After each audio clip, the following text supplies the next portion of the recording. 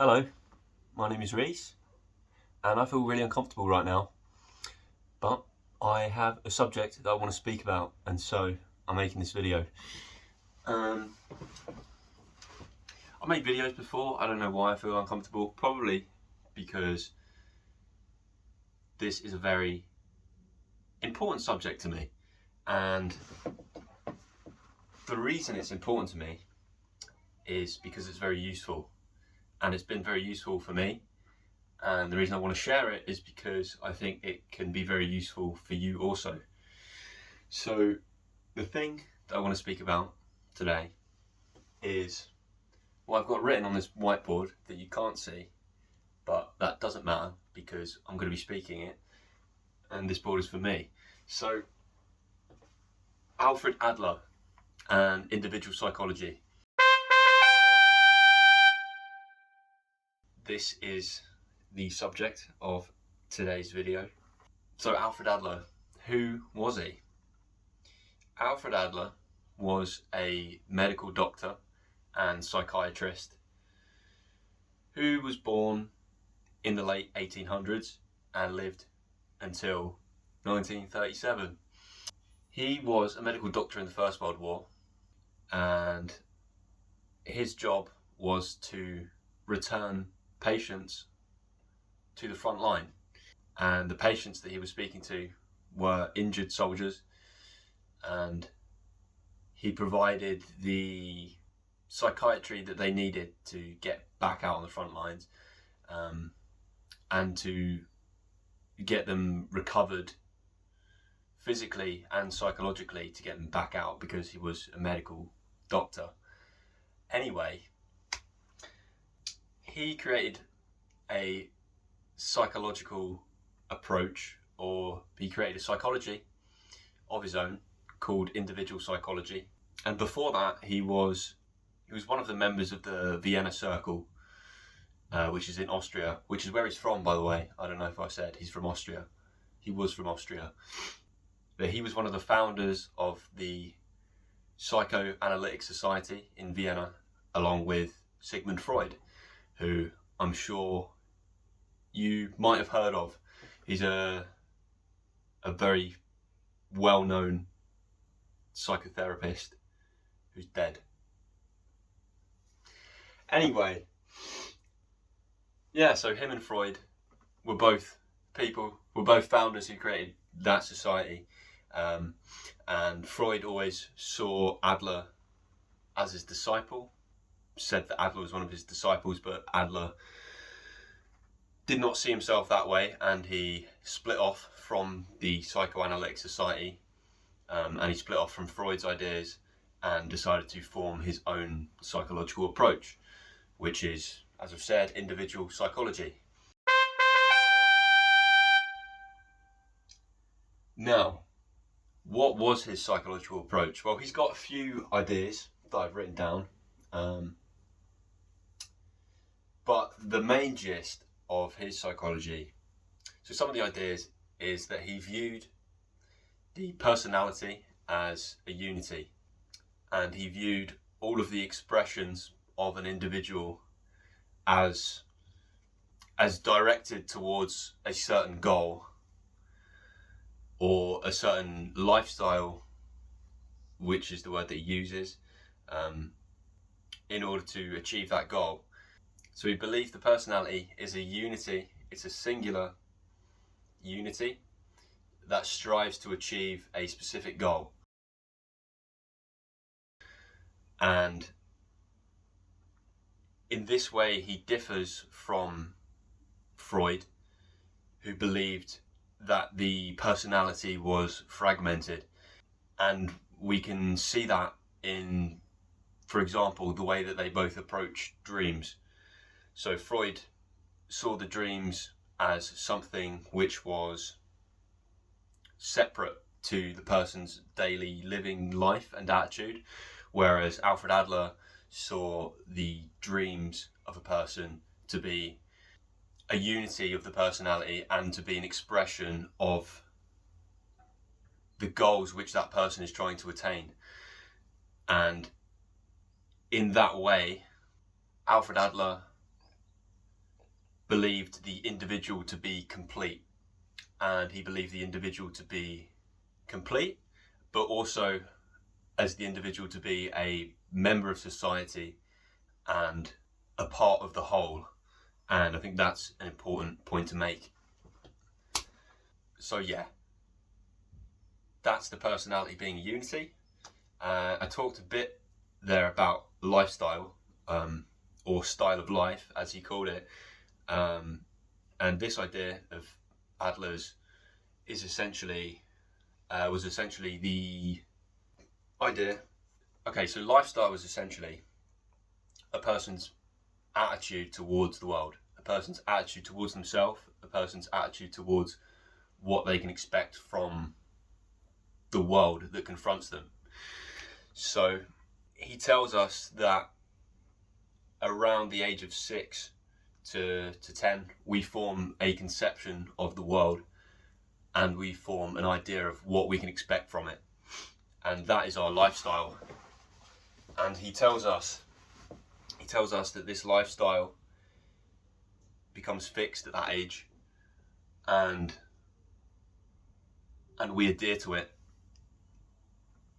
very strictly, unless if we can identify any mistakes that might have been made in that lifestyle, and thus can be redirected towards a better lifestyle or a better goal.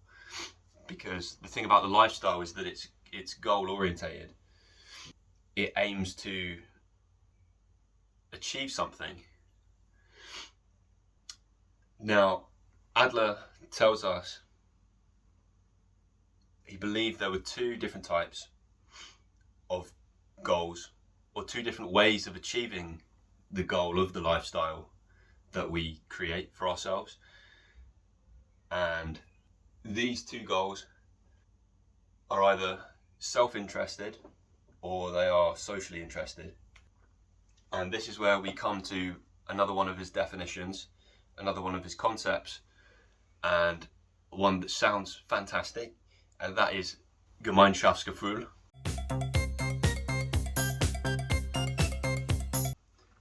Which is a German word because he was German, Austrian. But Gemeinschaftsgefühl means social interest. Or in the original German, it actually means social feeling or community feeling. But when he translated the idea into English, he chose to use the word social interest instead of social feeling or community feeling. And this is because he received a lot of criticism about the idea of social feeling and social interest, because that is not a scientific idea. However, he attested this, and he produced it in English as social interest. And along with that translation, he provided a couple guidelines in order for the reader to arrive at social interest through their own investigation. This is a prominent idea for me, because psychology, I don't know. It asks the viewer to investigate for themselves what social feeling is, what social interest is. And this differs from other philosophies. This differs from other psychologies like Freud's, who are possession-based psychologies, as opposed to Adler's, who is a use-based psychology. And this is significant. This is significant for me because it takes a philosophical approach to psychology. And the way I found out about individual psychology was through the book The Courage to Be Disliked. It was just a great fucking book, and I'd recommend that you read it if any of this stuff does interest you. But they describe his ideas as being in line with Greek philosophy, and that makes sense. because it challenges the reader to take a practical approach. It's not just psychology, it's philosophy, which is a living attitude, and it's something that you can apply for yourself and gain an understanding from, which I don't think psychology always provides, because I've always been interested in psychology and I've read a lot about psychology,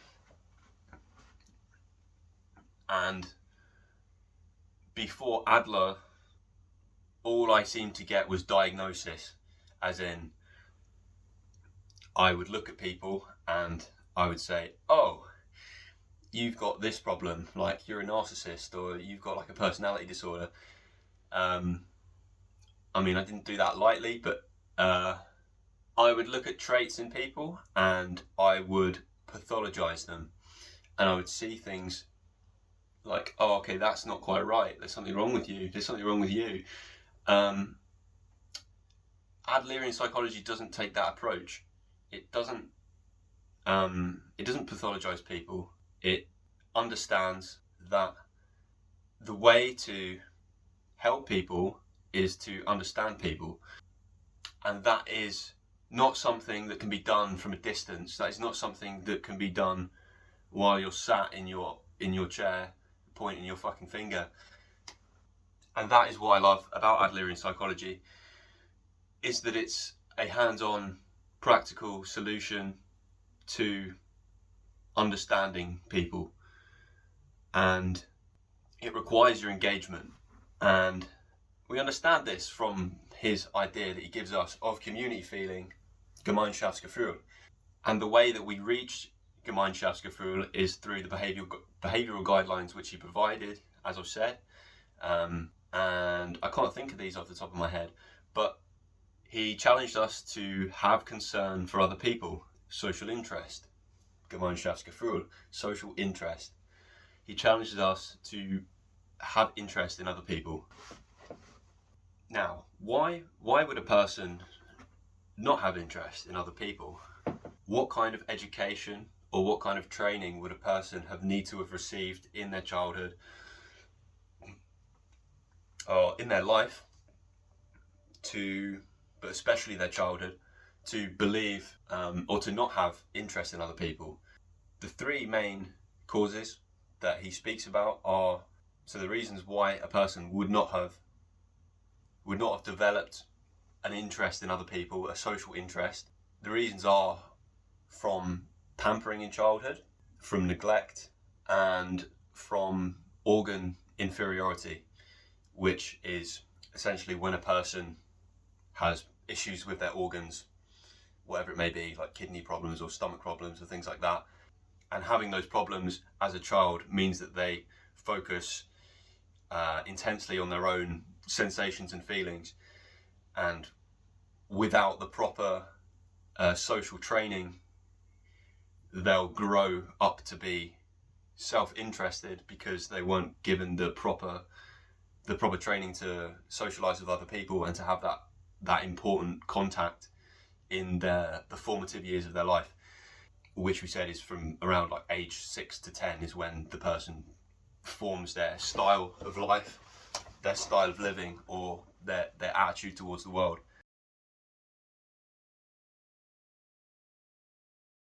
So yeah, that's organ inferiority. But there's also neglect, which is self-explanatory, and pampering, which is another very important concept for me, because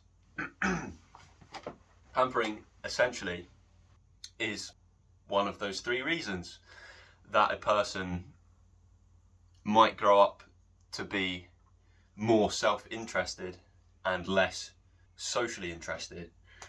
Now, self-interest and social interest is not to be confused with introversion and extroversion, which is another really important point, because a person can be introverted and socially interested, and a person can also be extroverted and socially interested.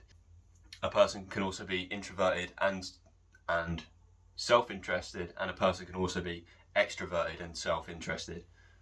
A more introverted person might express their self-interest in a way in which they produce things for society, for other people, in their own time. Maybe a philosopher, for example, not that philosophers are always introverted, but I think that it's probably more likely that philosophers are introverted because they're thinkers, and they need to spend time alone to construct their ideas and to think about their concepts. Whereas an extroverted person who's also socially interested will contribute to society in a different way through more social contact, and through larger groups, through work that requires more extroverted activity, whatever you define that as. Maybe like speaking to large groups of people, or managing large groups of people, performing to large groups of people. But again, that's not to say that an introverted person cannot do that. For I would say that I'm an introverted person, but I have taken an interest in drama, and I've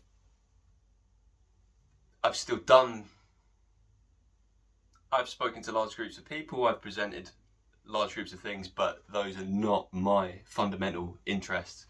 My interests are more introverted. So that's introversion and extroversion. But like I say, it's not the most important thing.